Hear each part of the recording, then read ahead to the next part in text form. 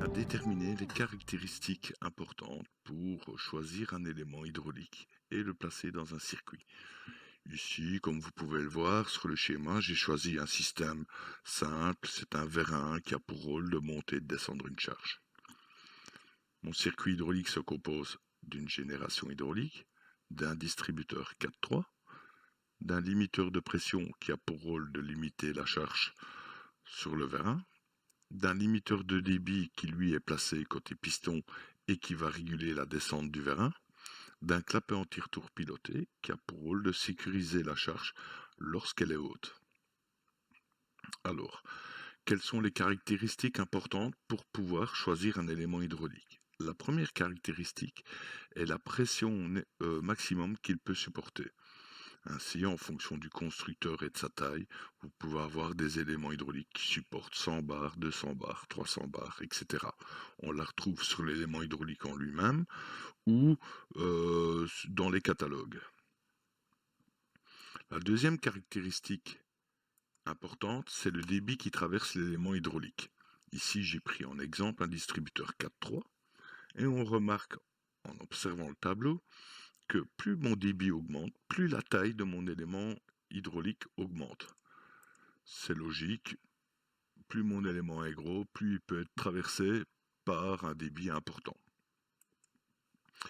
Une caractéristique qu'on oublie souvent, c'est les pertes de charge engendrées par l'élément lui-même, qui sont en fonction du débit qui le traverse, mais aussi de la taille de l'élément. Pour vous expliquer cette caractéristique, j'ai pris en exemple notre limiteur de débit. Je suis allé dans le catalogue, j'ai trouvé les courbes et j'observe qu'il existe deux courbes. La courbe qui va de A vers B et l'autre courbe, c'est de B vers A. Nous, si on observe notre schéma hydraulique, la courbe qui nous intéresse, c'est le passage de A vers B. Ainsi, sur ma courbe, par exemple, pour un débit de 16 litres par minute, j'aurai une perte de charge de plus ou moins 1 bar, ce qui est très faible en hydraulique. Un autre exemple de courbe que l'on peut rencontrer pour déterminer cette pression différentielle ou perte de charge, c'est des courbes qui sont déterminées par rapport à la taille de l'élément. On le retrouvera toujours en abscisse le débit traversé par l'élément, en ordonnée la perte de charge en barre, et ici nous avons plusieurs courbes.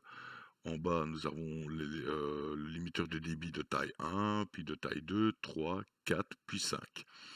Si je prends l'exemple un débit de 40 litres par minute, pour un taille 2, j'aurai plus ou moins un débit de une perte de charge de 27 bars.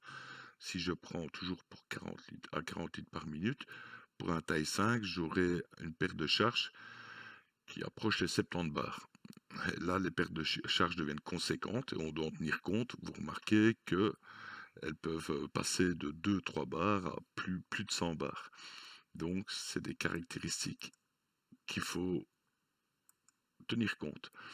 Moi, sur mon schéma hydraulique, qu'est-ce que j'ai fait? Pour chaque élément, j'ai déterminé leur courbe. Ici, par exemple, pour mon distributeur 4-3, j'ai dit qu'il était traversé par un débit de 10 litres par minute et qu'il y avait une perte de charge de 1 bar, très faible. Pour mon limiteur de débit, j'ai fait la même chose. Et enfin, pour mon clapet anti-retour, je pense que j'ai mis une perte de charge de plus ou moins 5 bars. Ce qui est, ces grandeurs de perte de charge-là sont quand même faibles dans un système hydraulique. Nous allons faire fonctionner notre circuit. Je vais monter le vérin. Mon vérin est en montée et je me pose. Je vais observer ce qui se passe dans mon circuit. Si je regarde au niveau du vérin, mon manomètre indique 0,94 bar. On va dire que c'est égal à 1 bar. C'est une pression très faible. Elle est due sûrement au poids de la tige et au poids du piston. On peut avoir des pressions beaucoup plus élevées, même si le vérin monte à vide. En amont de mon clapet anti-retour piloté, je remarque que j'ai une pression plus ou moins égale à 6 bars. Ça fait bien, c'est dû à ma perte de charge dans mon clapet anti-retour qui est de 5 bars. Au niveau de mon limiteur de débit, là, mon manomètre à pression différentielle indique bien une perte de charge de 1 bar. Je descends, mon distributeur 4.3 a une perte de charge de 1 bar et pour finir, j'arrive à plus ou moins 8 bars en départ de circuit. C'est important parce que bon, ici, la pression en perte est très faible. 8 bars, c'est vraiment rien.